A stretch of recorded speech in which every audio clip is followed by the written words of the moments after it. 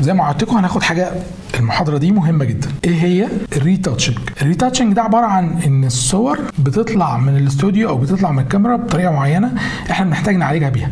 اول حاجه في الريتاتشنج حاجه اسمها الريد اي. كلنا ايام طلع لنا صور من الموبايل او لما حبينا نصور حد كانت الصوره عامله بالشكل ده. فلما بنطلع صوره من على الموبايل، صوره من الاستوديو، صوره من الكاميرا، ساعات بتطلع في حمران على العين كده. في اداه عندي في الفوتوشوب وهي اداه الريد اي.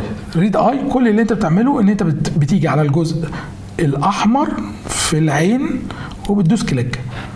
البرنامج بيديديكيتد كل المناطق الريد وبيحولها بشكل طبيعي زي ما انت شايف كده. دي كل القصه بتاعت الريد اي. نبتدي اداه من اهم الادوات بتاعه الريتاتشنج، السبوت هيلينج براش. دي بتشتغل ازاي؟ تقف على الاداه وتقف من غير ما تاخد كلون ومن غير ما تعمل حاجه، تقف في المكان الجديد، هي بتعمل هيلينج لوحدها بالشكل ده. انا المره دي محتاج الريتاتش اللي انا هعمله في لاير لوحده عشان ما يبقاش مرتبط بالصوره. انا عملت حاجه غلط جدا ان انا عملت على نفس الصوره، مش لازم تعمل كده خالص. يبقى تعمل فايل ريفرت او على طول شورت كات F12 علشان ترجع للحاله الاولانيه اللي اتفتح عليها الفايل. هتلاقي الصوره دي في الاتاتش اللي انا هسيبه في اللينك باسم هيلينج. اعمل لاير جديده خالص، لاير فاضيه، واروح اقف على الهيلينج براش، وبعد كده ابتدي اشوف الفيتشر بتاعتها لينك. طب هو عمل هيلينج ليه؟ لان انا عامل التشيك بوكس بتاع سيمبل اول لاير، ان النسخه دي تاخدها من كل اللايرز. لو مش متاكتف مهما ادوس هنا مش هيعمل حاجه لان هو مفيش كونتنت يعمل اويرنج منه. خلاص، فلازم تتاكد ان معمول سامبل اول لاير وتدوس كده علشان يبتدي يعمل الهيلينج بتاعه.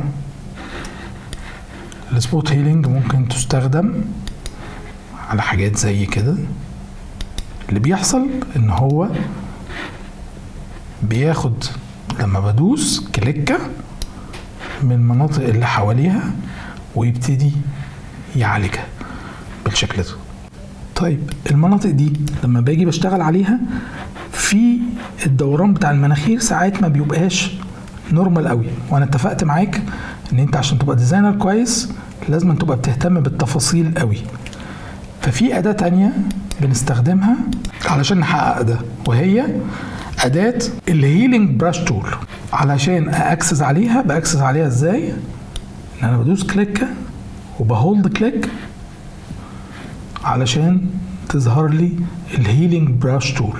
علشان اطلع اداة الهيلينج براش تول لما اجي عند السهم الصغير اللي جنب كل اداة اقف واهولد، هلاقي القائمة اتفتحت لي بالشكل ده. اختار هيلينج براش تول. طيب لو في اي وقت ما لقيتش الهيلينج براش تول، زي ما قلنا في اول الكورس، في الايديت تول بار وتبتدي تشوف الادوات اللي مش موجوده تاخدها تسقطها في مكانها. يعني هي لو كانت هنا بتاخدها تسقطها في مكانها كده. خلاص، انا الحمد لله لقيت الهيلينج براش تول، فابتدي اعمل هيلينج للمنطقه دي. الهيلينج براش تول الفرق ما بينها وما بين السبوت براش تول ان السبوت براش تول بتشتغل على الكونتنت اوير، هيشوف الحته اللي هيعالجها من منظور المناطق اللي حواليها. لكن الهيلينج مختلف، الهيلينج بيشوفها من مكان انا بحدد له مكان العينه، مكان السامبل اللي هو هياخد منها. فبحدد وابتدي اعمل كده لو تلاحظوا ان انا رحت على مكان منور شويه عشان يبقى قريب لدرجه اللون. الحاجه الثانيه ان هو ما خدش كلون. الفرق ما بينهم وما بين الكلون ان الكلون بياخد نفس المنطقه بالظبط، لكن الهيلينج بتعالج، بتاخد درجه الاضاءه وتدمجها مع درجه الاضاءه بتاعه الجلد او بتاعه المنطقه اللي انا بعالج فيها، وتنتج لي في النهايه نتيجه مرضيه بالشكل ده. الجميل في الموضوع بقى ان انت كل الحاجات اللي انت عالجتها موجودة على لاير لوحدها، تقدر تستغنى عن اي حاجة فيها او تخليها موجودة. يعني الاجزاء الجديدة اللي اتحطت في لاير لوحدها. يفضل بس الحتة اللي فوق دي لما جيت اعالجها بالهيلينج براش ما اتعالجتش كويس، لقيت حاجات اتجاه الشعر مختلف وما بقت باينة البثرة موجودة، لسه موجودة. طيب ممكن احلها ازاي؟ اعمل كنترول زد، برجع تاني زي ما اتفقنا، وبستخدم اداة جديدة اللي هي اداة الباتش تول. بس الباتش تول مش هتشتغل على لاير خارجية، الباتش تول لازم تشتغل على نفس اللاير اللي فيها الصورة. فبالتالي هعمل ايه؟ علشان ما فقدش الصورة الاصلية زي ما اتفقنا هعمل كوماند جي عشان اعمل نسخة تانية من الصورة الاصلية، وبحدد كده بالباتش تول. الباتش تول دي بتبقى معتمدة في شغلها على السلكشن اللي بالشكل ده، وبمسك الباتش بحركه كده فبينتج لي. هو عمل ايه؟ هو اخد نسخة من المكان اللي انت رايح عليه وعمل لها معالجة، ما عملهاش كلون، عمل زي ما بتعمل الهيلينج براش بس على منطقة، انت بتاخدها من منطقة لونية بتوديها في منطقة لونية تانية. فهو خد كل المنطقة، عالج اللي حواليها وعالج طرفها بالشكل اللي واضح قدامي ده. تمام؟ خلي بالك في الفيتشر بتاعها في حاجة اسمها ديفيوجن. الديفيوجن ده لما بيتقلل بيبقى نسبة المعالجة بتاعتها أقل، نسبة المعالجة بتبقى فيها زغللة كده زي ما انت شايف قدامك. فتتأكد لو انت بتعمل حاجة في نفس نوع البشرة ان الديفيوجن بتاعك يبقى عالي، تخليه أقصاه 7. وتعمل كده تعالجت بشكل طبيعي جدا. حابب انوهك على حاجة في الباتش تول. الباتش تول في النهاية احنا بنعمل سيلكشن زي اللاسو تول، واحنا قلنا قبل كده، اتفقنا قبل كده ان اي سيلكشن في الفوتوشوب اللي هيجري على سيلكشن بنعمله بالمربع، بالدايرة، باللاسو، بالباتش، هيجري على كل السيلكشن. طيب ايه اللي هيفيدني فيه ده يا عم محمد؟ ان انت لو جيت عملت سيلكشن على المنطقة دي تحديدا ورحت ماسك الأداة بتاعت الباتش تول وعملت باتشنج هنا، هيبتدي يعالجها. هو هنا فهم ان اي منطقة انت بتعمل لها سيلكشن دي سيلكشن، سواء عملته بالباتش تول سواء عملته باي أداة تانية، هو اي سيلكشن هيشتغل معاك لو جيت مسكت الباتش تول، وهيشتغل معاك باتشنج زي ما انت عايز. خلينا نشوف حاجة تانية.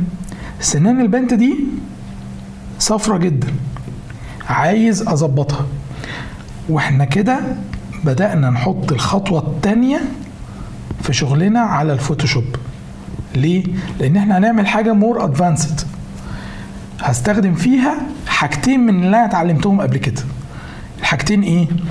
ان انا هقص السنان دي وهحاول ابيضها. ازاي؟ هروح عامل سيلكت بالبوليجون لاسو تولز على الجزء بتاع السنان، وهنروح نستخدم الأداة اللي جاية الجديدة. عملت سيلكشن على الجزء بتاع السنان، عايز اخد منه نسخة. فاكر لما قلنا اي امر في الفوتوشوب بينعكس على حاجات تانية؟ انا لو عايز اخد السلكشن ده تحديدا، فاكر لما كنا بندوس كنترول جي عشان نكرر اللاير، كنترول جي كمان هيكرر لي الجزء اللي انا محدده بس. شايف؟ اخد الجزء اللي انا محدده بس. يبقى انا حدد الجزء، ادوس كنترول جي هياخد الجزء اللي انا محدده بس في لاير جديده، مش محتاج تعمل لاير جديده، هو هينشئ لاير جديده. تمام. طيب انا عايز ابيض، افتح، اودي ناحيه الابيض. تعال نبص على الاداه الجديده اللي اسمها دوج تول.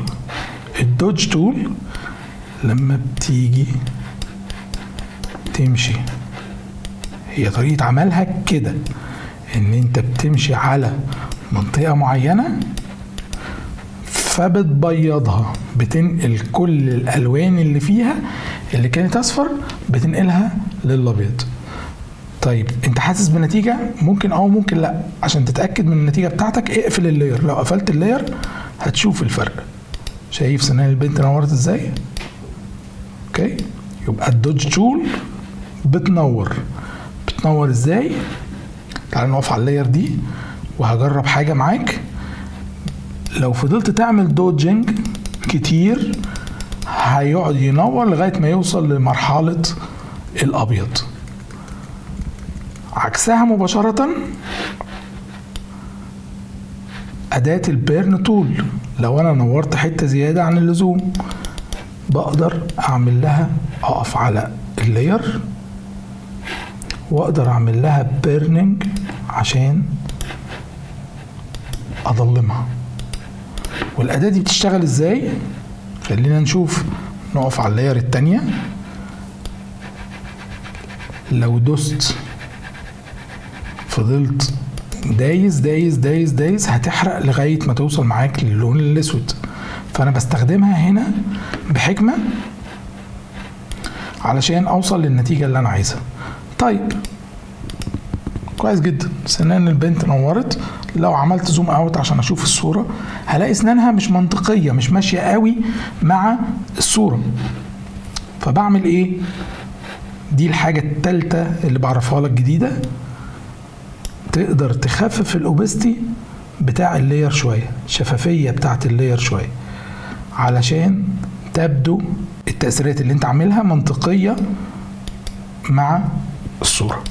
كتف البنت ده الحته المحروقه قوي دي ممكن هي في النهايه برش. الدادج والبيرن دول في النهايه برش، فبعمل بيرن لكتف البنت عشان الحته الملسوعه دي قوي تقفل شويه الوانها.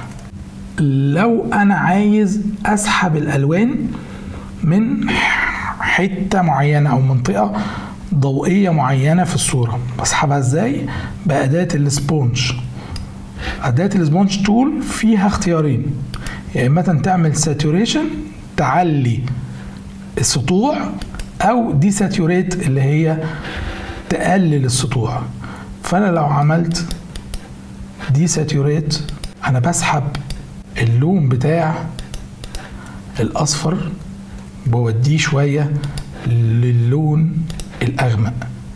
جربوا كل اداه لوحدها على صوره جديده هتفهموا الفرق ما بين الادوات.